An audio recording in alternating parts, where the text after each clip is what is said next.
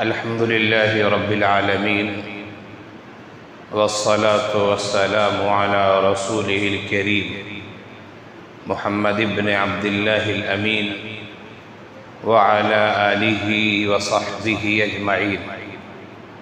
أما بعد فإن الله تعالى قال: قل هل يستوي الذين يعلمون والذين لا يعلمون انما يتذكر اولو الالباب. صدق اللہ العظیم. میرے عزیز طلباء اور دینی بھائیوں، چند ہفتوں کے بعد، یا یہ کہا جائے کہ تقریباً 1.5 ماہ کے بعد آپ کے درمیان حاضری ہوئی ہے. موقع ہے، مناسبت ہے تعلیمی سال کے آغاز اور ابتدا کا. اسی مناسبت سے میں نے ارادہ کیا کہ چند باتیں آپ کے سامنے پیش کروں. سب سے پہلے تو میں ان تمام طلباء کو، جو طلباء نئے ہیں یا پرانے ہیں، تمام کو اپنی طرف سے، ادارے کی طرف سے، جامعہ کی طرف سے مبارکبادیاں پیش کرتا ہوں کہ آپ نے ایک اچھے ادارے کا انتخاب کیا اور ایک اچھی تعلیم اور ایک اچھی تربیت کی جگہ کا آپ نے انتخاب کیا. ہمارے سامنے جو طلباء ہیں وہ 2 طرح کے طلباء ہو سکتے ہیں. کچھ طلباء تو وہ ہیں جو خوشی خوشی مدرسہ آئے ہوں گے اور آنا چاہ رہے ہوں گے، اور کچھ طلباء وہ ہوں گے جو مدرسے کی 4 دیواری میں آنا نہیں چاہ رہے ہوں گے، لیکن اپنے والدین کی اصرار کی وجہ سے، اساتذہ کے کہنے کی وجہ سے، گھر والوں کی ضد کی وجہ سے وہ یہاں آئے ہوں گے اور انہوں نے داخلہ لیا ہوگا. خیر، دونوں قسم کے طلباء قابل مبارکباد ہیں، جو خوشی خوشی اس راستے میں آئے، اس ادارے میں آئے، اور جن کو زبردستی اصرار کے ساتھ ضد کر کے اس ادارے میں یا اس تعلیم کے راستے میں لگایا گیا. اللہ تعالی ہم سب کو اس راستے میں کلی طور سے کامیابی عنایت فرمائے. آپ حضرات سے، جو نئے طلباء ہیں ان سے بھی، جو پرانے ہیں ان سے بھی، اور خود میں اپنے آپ سے بھی، یہی نہیں کہ صرف آپ مخاطب ہیں، بلکہ میں خود اپنے آپ سے بھی وہ باتیں کہہ رہا ہوں اور کہوں گا جن باتوں کی نسبت آپ کی طرف ہوگی اور جن کا خطاب آپ کی طرف ہے. ہمارا ایک تعلیمی ادارے میں آئے ہیں. یہ ادارہ دینی ادارہ بھی ہے اور تعلیمی ادارہ بھی ہے، جہاں تعلیم بھی ہوتی ہے اور تربیت بھی ہوتی ہے. یہ ادارے جو مدارس ہیں وہ انسان کو انسان بنانے کا بہترین مرکز ہے. انسان کو انسان بنایا جاتا ہے اس لیے کہ اللہ تعالیٰ نے انسانوں کے اندر 2 طرح کے اوصاف رکھے ہیں. کچھ اوصاف تو وہ ہیں جن کو ملکوتی صفات کہا جاتا ہے، جو فرشتے والے اوصاف ہیں. عبادت کرنا، بات ماننا، کہنا سننا، اصول و ضوابط پر چلنا، سرکشی نہ کرنا، اطاعت کرنا، فرما برداری کرنا، یہ وہ اوصاف وہ ہیں جنہیں ملکوتی اوصاف کہا جاتا ہے. یہ فرشتوں والے اوصاف ہیں. اور انسانوں کے اندر ایک دوسری صفت بھی رکھی گئی ہے جسے ہم اور آپ حیوانیت کہتے ہیں۔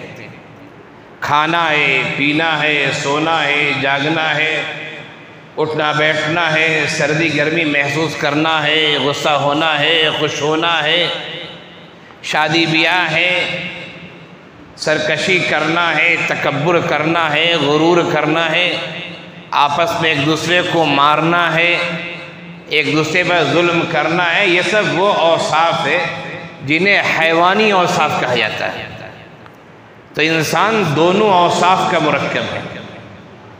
انبیاء کرام جو بھیجے گئے اور یہ جو مدارس جو انبیاء کے مشن کو چلا رہے ہیں، ان کا مقصد یہ ہے کہ انسانوں کے اندر جو ملکوتی اوصاف ہیں ان اوصاف کو غالب کیا جائے اور حیوانی اوصاف کو مغلوب کیا جائے، انسان کو ایک اچھا انسان بنایا جائے، ایسا انسان جو اپنے رب کی مرضیات کو سمجھے، ایک ایسا انسان جو اللہ کے مامورات کو سمجھے، اللہ کے منہیات کو سمجھے، ایک ایسا انسان جو اپنی ذات کے ساتھ بھی، اپنے گھر والوں کے ساتھ بھی انصاف کرے اور اپنے سماج اور اللہ کی دوسری مخلوق کے ساتھ بھی انصاف کرے۔ ایک ایسا انسان تیار ہو جو انسان انبیائی مشن کو لے کر چلنے والا ہو کہ خود تو بھوکا رہ جائے لیکن دوسرے کا بھوکا رہنا اسے دیکھا نہ جائے، اس کے پیٹ بھرنے کے لیے انسان تڑپ اٹھے۔ یہ وہ باتیں ہیں جو ہمارے مدارس میں سکھائی جاتی ہیں، یہ وہ باتیں ہیں جن کا تعلق انبیاء کے مشن سے ہے۔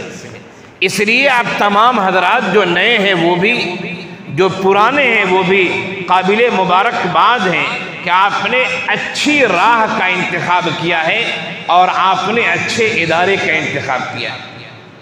ہم نے جب داخلہ لے لیا اور ہم ادارے میں آ گئے تو ہمیں کرنا کیا ہے؟ یقیناً ادارے کے کچھ اصول ہوں گے، ضوابط ہوں گے۔ آپ نے قرآن کریم کی آیت پڑھی ہوگی اور بارہا پڑھی ہوگی، لا اکراہ فی الدین، دین کے معاملے میں کوئی زور زبردستی نہیں ہے۔ لیکن اگر اسلامی حکومت ہے اور آپ نماز نہیں پڑھتے ہیں مستقل، اسلامی حکومت ہے آپ زنا کرتے ہیں العیاذ باللہ، اسلامی حکومت ہے آپ چوری کرتے ہیں، تو کیا آپ پر سختی نہیں کی جائے گی؟ یقیناً سختی کی جائے گی۔ آپ کہیں گے قرآن میں لا اکراہ فی الدین، دین میں تو کوئی زور زبردستی نہیں ہے، ہم جو چاہیں کریں، پر اسلام یہ زنا کی سزا، اسلام چوری کی سزا، اسلام نماز نہ پڑھنے کی سزا، اسلام غلط کام کرنے کی سزا ہمیں کیوں دے رہا ہے؟ تو اس بات کو اچھی طرح سمجھیے کہ جب تک آپ اسلام میں نہیں تھے بہت سارے احکامات آپ پر لاگو نہیں ہوتے، سب نہیں، بہت سارے احکامات۔ یہ جو آیت تھے لا اکراہ فی الدین، اس کا مطلب یہ ہے کہ دین میں داخل کرنے کے لیے، مسلمان بنانے کے لیے کوئی زور زبردستی نہیں ہے۔ آپ کے سامنے دعوت پیش کی جائے گی، آپ کو دین سمجھایا جائے گا، لیکن آپ نے جب دین کو مان لیا تو اب دین کے اصول و ضوابط آپ کو ماننے پڑیں گے۔ اگر آپ نے اسلام قبول نہیں کیا تو آپ کی مرضی ہے، آپ کے ساتھ زبردستی نہیں ہے کہ آپ کو تلوار کی نوک سے یا آپ کے سر پر چڑھ کر آپ کو اسلام قبول کرایا جائے گا، نہیں، آپ کے اختیار میں ہے۔ لیکن آپ نے جب قبول کر لیا تو اب اسلام کے کلی احکامات آپ کو ماننے پڑیں گے۔ یہی مسئلہ اداروں کا بھی ہے۔ جب تک آپ ادارے میں نہیں تھے، آپ جہاں تھے وہاں کے لحاظ سے کام کر رہے تھے، لیکن جب آپ ایک ادارے میں آ چکے ہیں تو ادارے کے اصول و ضوابط کا پاس و لحاظ رکھنا ضروری ہے۔ اور ایک دنیا کا قانون ہے، آپ اگر یہاں سے ویزا لے کر امریکہ جا رہے ہیں، یورپ جا رہے ہیں، اور بھی کسی ملک، عربی ممالک میں سے کسی ملک میں جا رہے ہیں، اب ویزا لے کر جا رہے ہیں، آپ وہاں جائیں گے، آپ مستأمن ہیں، آپ نے گویا کہ امن کو پہلے طلب کر لیا ہے، لیکن آپ کو اس ملک کے قوانین ماننے پڑیں گے۔ آپ کہیں گے نہیں، ہم ملک کے قوانین نہیں مانتے۔ ایک مثال دے رہا ہوں، جیسے ہمارے یہاں سڑک پر چلتے ہیں تو چلنے والا بائیں سے چلتا ہے. لیکن عربی ممالک میں سے، یورپ کے بارے میں تو مجھے علم نہیں ہے، لیکن عربی ممالک میں سے اکثر ملکوں میں، 3-4 ملکوں میں خود میں رہ چکا ہوں، تو ان کے بارے میں تو میں پورے یقین کے ساتھ کہتا ہوں، میں نے مشاہدہ کیا ہے کہ چلنے والے وہاں دائیں جانب سے چلتے ہیں. اب آپ ان ملکوں میں جائیں اور بائیں جانب سے چلنے لگے اور ایکسیڈنٹ ہو جائے تو آپ کہیں گے نہیں ہم تو ادھر ہی سے چلیں گے، آپ کو مجرم گردانا جائے گا. آپ کہیں گے ہمارے ملک میں تو بائیں سے چلتے ہیں. کہا جائے گا آپ کے ملک کا قانون آپ کے لیے، آپ جس ملک میں ویزا لے کر آئے ہیں اس ملک کا قانون بائیں سے نہیں دائیں سے چلنے کا ہے. غلطی آپ کی ہے، آپ کی وجہ سے ایکسیڈنٹ ہوا ہے. خیر خلاصہ کلام یہ کہ ہم جہاں بھی رہتے ہیں کچھ اصول و ضوابط ہیں، ان کا پاس و لحاظ ہمیں کرنا چاہیے. فی الحال ہم مدارس کے اصول و ضوابط کے بارے میں گفتگو نہیں کریں گے، لیکن آپ جس مقصد کے لیے آئے ہیں، جس مشن کو لے کر آپ آئے ہیں، جن کاموں کے لیے آپ کے والدین نے، آپ کے اساتذہ نے، آپ کے گھر کے ذمہ داران نے، آپ کے سرپرستوں نے، آپ کے بھائیوں نے آپ کو یہاں بھیجا ہے، اس کام کے لیے ہمیں چند باتوں کا خیال رکھنا ضروری ہے. سب سے پہلی بات یہ ہے میرے دوستوں کہ ہم جس مشن میں لگے ہوئے اس مشن کو کہتے ہیں تعلیم و تربیت کی مشن ہے. یہ تعلیم و تربیت کا میدان ہے، اور یہ تعلیم جس میں ہم اور آپ لگے ہوئے یہ کوئی عام تعلیم نہیں ہے. اسے لوگ دینی تعلیم کہتے ہیں، اور یہ ایک مشہور بات ہو چکی ہے. حالانکہ اسلام نے تعلیم کی دینی اور دنیاوی تقسیم نہیں کی ہے. اسلام نے علم نافع اور علم وار کی تقسیم کی ہے. ہر وہ علم جو مفید ہے مسلمانوں کے لیے ہے کہ ایک طبقہ ایسا ہو جو اسے حاصل کرے، اور علم وار سے ہمیں بچنا ہے، گریز کرنا ہے. لیکن ہمارے سماج میں ایک بات عام ہو گئی ہے کہ مدرسے کا مطلب دینی تعلیم. ہم لوگ بھی تقریروں میں بول دیتے ہیں، تحریروں میں لکھتے بھی ہیں. تو اسی پس منظر میں آپ سے کہنا چاہوں گا کہ ہمارا جس مشن میں ہے وہ دینی تعلیمی مشن ہے. اس کا تعلق وحی الہی سے ہے، اس کا تعلق انبیاء کرام کے اعمال سے ہے، اس کا تعلق انبیاء کرام کی دعوت سے ہے. اس لائن میں ایک اہم جوہر اور اہم بات یہ ہے میرے دوستو کہ ہمیں اخلاص کے ساتھ کام کرنا ہے. اگر ہم اپنے کام میں مخلص نہیں ہیں، ہم اساتذہ ہیں، ہم نے زندگی لگا دی، لیکن ہم اپنے کام میں مخلص نہیں ہیں، اللہ کے لیے کام نہیں کر رہے ہیں، ہم شہرت کے لیے، ناموری کے لیے، صرف پیسے کے لیے کام کر رہے ہیں، دنیا میں فائدے ہو جائیں گے، اللہ کے نزدیک یہ کام قابل قبول نہیں ہو سکتا ہے. آپ تعلیم میں لگے ہوئے ہیں، اگر آپ تعلیم حاصل کر رہے ہیں کہ ہمارے والد صاحب ناظم ہیں، ہم ان کے بعد ناظم بن جائیں گے. ہمارے والد صاحب فلاں تنظیم کے صدر ہیں، سیکریٹری ہیں، ہمیں ڈگری مل جائے گی تو ہم صدارت اور سیکریٹری شپ کے عہدے پہ آ جائیں گے. ہمارے پاس اگر ڈگری ہو گئی حفظ کی، قاری کی، عالم کی، تو ہمیں اچھی تنخواہ ملے گی اور اچھی سے اچھی کمپنی میں، اچھی سے جگہ میں بحالی ہو جائے گی. اس کا مطلب ہے کہ آپ تعلیم کو پیسے کے حصول کے لیے پڑھ رہے ہیں. اور ایک بات یاد رکھیے اچھی طرح کہ اخلاص اور پیسے یہ کوئی منافی نہیں ہے. ایک آدمی مخلص بھی ہو سکتا ہے اور اچھی سے اچھی تنخواہوں کا پانے والا بھی ہو سکتا ہے. عام طور سے لوگ سمجھتے ہیں اخلاص کا مطلب فری، ایسی بات نہیں ہے. اخلاص کا مطلب ہے کہ یہ کام اللہ کے لیے ہم کر رہے ہیں. ہم اگر پڑھا رہے ہیں اللہ کے لیے پڑھا رہے ہیں، اللہ کے دین کی نشر و اشاعت کے لیے پڑھا رہے ہیں. انبیاء کے مشن کو کہ اچھے انسان تیار ہو اس کے لیے پڑھا رہے ہیں. اگر ہمارے ذہن و دماغ میں یہ بات ہے کہ ہمیں اپنی بھی اصلاح کرنی ہے اور لوگوں کی بھی اصلاح کرنی ہے، خود بھی نیک بننا ہے، لوگوں کو بھی نیک بننے کی دعوت دینا ہے، اور اللہ تعالیٰ ہمیں اس کا اجر و ثواب دے گا، تو ہمارا پڑھنا بھی مبارک ہے، ہمارا پڑھانا بھی مبارک ہے. حضرت ابو ہریرہ رضی اللہ عنہ کی حدیث ہے، من تعلم علما مما يبتغى به وجه الله لا يتعلمه إلا ليصيب به عرضا من الدنيا لم يجد عرف الجنة يوم القيامة. جو آدمی اس علم کو، جس علم سے اللہ کی خوشنودی حاصل کی جاتی ہے، جس علم سے دین سمجھا جاتا ہے، جس علم سے اللہ کی معرفت نصیب ہوتی ہے، جس علم سے اللہ کی قربت نصیب ہوتی ہے، ایسے علم کو جو آدمی دنیا کو حاصل کرنے کے لیے سیکھتا ہے تو قیامت کے دن ایسے انسان کو جنت کی خوشبو نہیں ملے گی۔ جنت کی خوشبو نہ ملنے سے مراد یہ کہ آدمی جنت سے دور کر دیا جائے گا۔ آگے اللہ مالک کہ اللہ اس کے اس گناہ کو بخش دے یا اللہ اس کی گرفت کرے، کب تک کرے گا اللہ؟ یہ اللہ کی مرضی ہے۔ ہمیں اس کے بارے میں سوچ لینا ہے، اپنی نیت کا محاسبہ کرنا۔ ہم کیوں پڑھ رہے ہیں؟ ہم کیوں پڑھا رہے ہیں؟ ہم اس مشن میں کیوں لگے ہوئے ہیں؟